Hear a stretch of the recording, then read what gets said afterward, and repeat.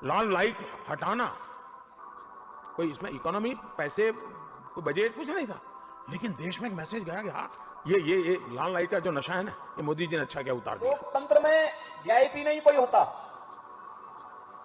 लोकतंत्र में कोई भेदभाव किसी के साथ नहीं कर सकते। जी हाँ, तो क्लिप देख के आपको समझ में आ गया होगा कि हम किस विषय के बारे में आज बात करेंगे।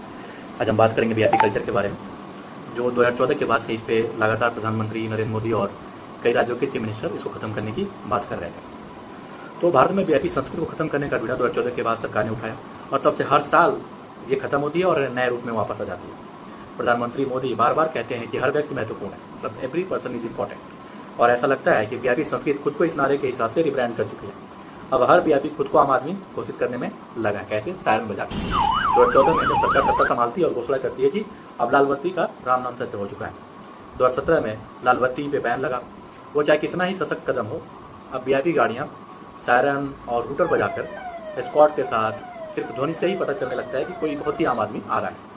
प्रधानमंत्री जी खुद कोविड टीकाकरण की लाइन में लगा के एक मिसाल पेश करते हैं कि लोकतंत्र में सभी बराबर हैं, बस कुछ और लोग ज़्यादा बराबर होते हैं, कुछ और भी लोग हैं जो ज़्यादा बराबर होते हैं। गणतंत्र दिवस निर्माण में मजदूरों को वीआईपी गेस्ट बनाकर सरकार ने ये दिखाया कि वीआईपी बनने के लिए रॉबर्ट वाड्रा नहीं, हेलमेट और बेलचा काफ़ी है, कम से कम एक दिन के लिए।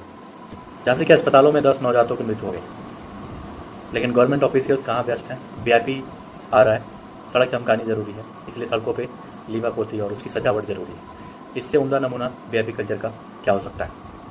सरकारी दफ्तरों, धार्मिक स्थलों, अस्पतालों, सब जगह वीआईपी कल्चर मौजूद है। मंदिरों में वीआईपी दर्शन के लिए स्पेशल फीस है, अलग लाइनें हैं, कम भीड़ है, जबकि आम भक्त जो जिस श्रद्धा से दर्शन करने जा रहे हैं उन्हें घंटों भर लाइनों में रहना पड़ता है। पूरी की जगन्नाथपुरी में हाल ही में जो भगदड़ हुआ, झांसी में जो आग लगी, हर जगह वीआईपी संस्कृति के नए रूप देखने को मिलते हैं। जनता के लिए लोकतंत्र है, लेकिन वीआईपी के लिए डिवाइन राइट। 2013 में सुप्रीम कोर्ट ने कहा था कि लाल बत्ती जो है वो विपत्ति है। 2017 में इसे हटाया गया और जैसे एक हाथ से हटाया, दूसरे हाथ से सायरन और विशेष सुविधा लेना शुरू कर दी। मद्रास हाईकोर्ट ने फिर न्यायाधीशों को टोल प्लाजा पर वीआईपी घोषित कर दिया। कानून के रखवाले खुद नियमों से ऊपर हो गए हैं। यह है असली जुडिशरी क्रिएटिविटी। वीआईपी सुरक्षा के नाम पर सड़कों पर बंधक बने नागरिक, ट्रैफिक जाम में फंसी एम्बुलेंस, रोकी गई स्कूल बसें, सब ये बताते हैं कि वीआईपी मूवमेंट अब सिर्फ सड़क नहीं बल्कि ज़िंदगी रोकता है। कानपुर में राष्ट्रपति की ट्रेन के कारण एक महिला की एम्बुलेंस ब्रिज पर फंसी रह गई और उसकी जान चली गई। लेकिन क्या वीआईपी संस्कृति के आगे किसी जान की कोई अहमियत है? खुद करेंगे सवाल। आरटीआई की खुलासा में एक और मजेदार चीज़ हुई। मुंबई में 27,740 पुलिसकर्मी वीआईपी सुरक्षाकर्मी वीआईपी की सुरक्षा रहे, जबकि 21,000 पुलिसकर्मी 2 करोड़ लोगों की सुरक्षा संभाल रहे हैं। यानी वीआईपी के पास Z+ है, जनता के पास है भगवान का भरोसा। अब जरा सोचिए, वीआईपी संस्कृति गई कहाँ? लाल बत्ती कहाँ गई? लाल बत्ती गई, क्या मिजाज बदला?